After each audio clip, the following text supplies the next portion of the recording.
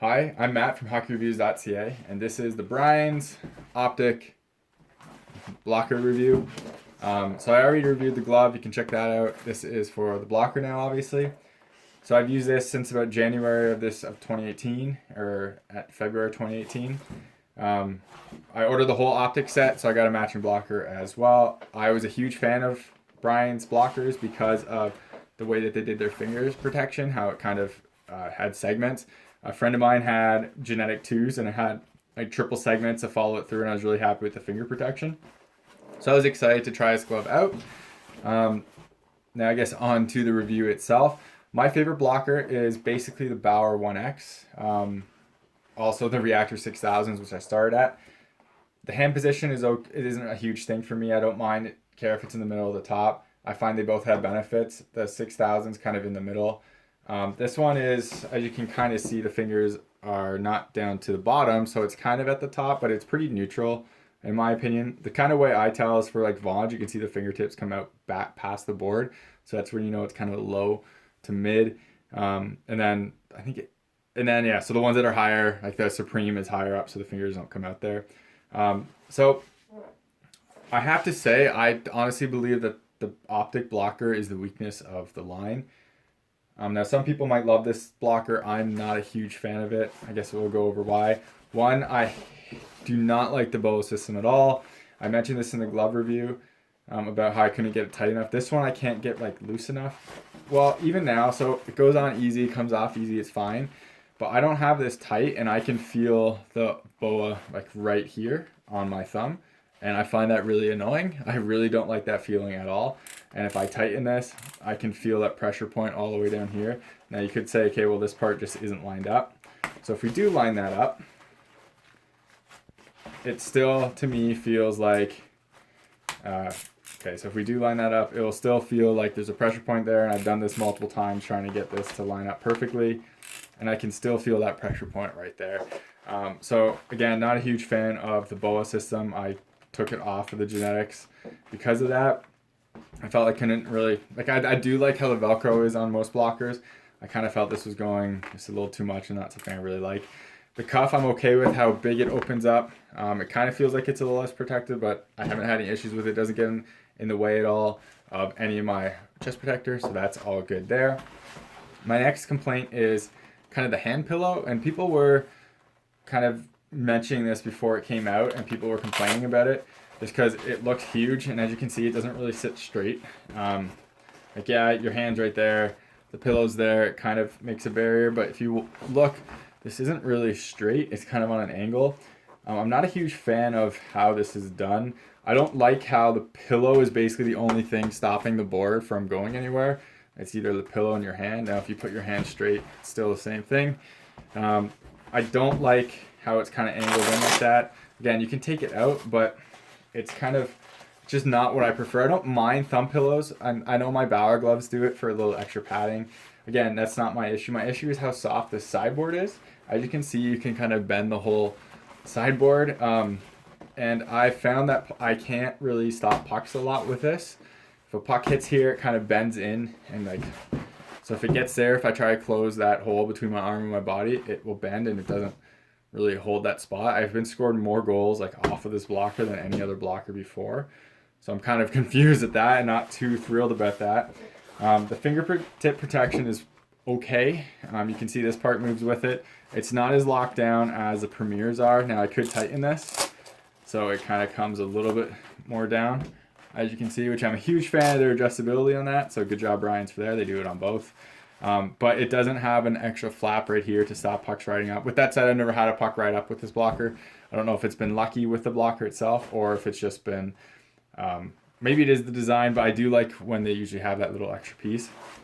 Again, my main concern is how flimsy this sideboard is and how it's not really hard, and I don't like how the thumb pillow design is. I think the padding right here is fine. I've never felt a puck right here, but this is just too flimsy for me. I'm not a huge fan of it. So next thing I guess is the board itself. So it does have a bit of a curve to it, but it is pretty flat, and that's kind of personal preference. I don't really care either way if the board has a big curve or not. I just, like, you punch blockers out. I find that this face isn't that lively. It's kind of dead compared to some of the blockers that I've used, especially the Supreme blocker, which is one of my favorites. It's not a bad blocker board, but I have a hard time with the like stability of it because of the like the sideboard, just kind of how it's made. And so whenever I stop pucks and get rebounds or like off of it, I'm not totally comfortable with it. I don't always know where it's going because again, it's not super stable in my hand because of just like this design and everything. So I'm not a huge fan of this. I won't say it's an awful blocker, and it's definitely not gonna hurt. It's not gonna like it doesn't give you a lack of protection. It's not a dangerous thing. It is personal preference. I'm not someone who believes a blocker is a blocker. I find there are a lot of good ones out there, and there's a lot of mediocre ones. This one I just find is a mediocre one. The one thing that is pretty good is I find you can tell a cheap blocker from a higher end one by if you can bend the board. This one has a bit of bend in it. Maybe you can see that, but it's not bad. So when you go like that, it's not really bending much, so you're okay. Like there's the Vaughn 1000 series, you could like basically bend in half. Again, it's a senior level, but that's kind of, not that this is a senior level, I'm just kind of saying that's how you can kind of see for blocker boards. For me, I would suggest looking at Genetics or the Heritage series if you're buying a Brian's blocker. You can get the graphics on whatever, so that works that way. I really think the Optic blocker is kind of the weak link of the family. I really like the pads, I really like the glove, and the blocker I don't really like. In fact, I will most likely be phasing this blocker out and be using my 1X blocker because it is red instead of this because I'm not a huge fan of this. With that said, I never had any issues with this glove in terms of like when I poke check, which I did on the 1X, but that is because this is all nylon on here and it's not like the leather material for extra wear. This does have leather, as you can see, like all the way through the Gen Pro, so that's nice in that sense. But that's about it for that. It doesn't have, for some reason, this glove doesn't have any of the OptiSlide, the Primo material, which the Genetic blocker does. I think the Heritage one does. This one doesn't. But regardless, the one thing I do like about it though is I do like how soft the backhand protection is. It's comfortable. It's soft. I'm okay with the palms. It doesn't feel as soft as the catching glove does, and it doesn't feel as soft as the Bauer blocker like palms do, but it's okay. It's comfortable. Again, not the best on the market, but it's not the worst either. There is a ton of, as you can see, material buildup. It's kind of a thing with Brian's though because of the way that they do the seamless like kind of blocker or faces, especially on the pads. It's not a huge issue, but I figured I'd bring it up. The one thing I do want to give Brian's huge props for is their customization ability.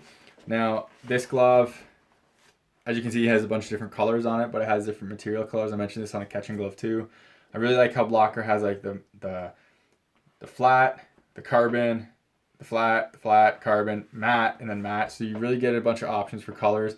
On top of that, they'll do custom graphics. They'll do crazy options if you want. Like I could have got this as a Genetic blocker with these graphics, no problem. So I'm a huge fan with Brian's does with that. I'm just not a huge fan of this blocker. Some people might love it. I just personally don't, and I would definitely recommend checking out other ones. So thank you very much for watching this review. It's about sums it up. I love the Optic set, but the blocker is definitely the weakest link of the set itself. I would kind of suggest looking elsewhere or try a Genetic blocker instead of an Optic blocker or a Heritage blocker in that sense. So thank you very much for watching. I hate to say this, but remember to subscribe to me on YouTube, follow me on Twitter, Instagram, links are in the description. Just helps me get gear so I can talk about and do reviews on. Also, I hate saying this, but if you ever make a gear purchase or make a decision of yes or no based on a piece of gear, if you don't mind, reach out to the manufacturer on social media to say, hey, I saw this review from this person, I liked it, and this is why I bought it, or the other way around, just so I can get some kind of exposure to them and maybe get on their radar. But anyways, thank you very much for watching. If you have any questions, concerns, or comments, please leave them in the comment section or reach out to me.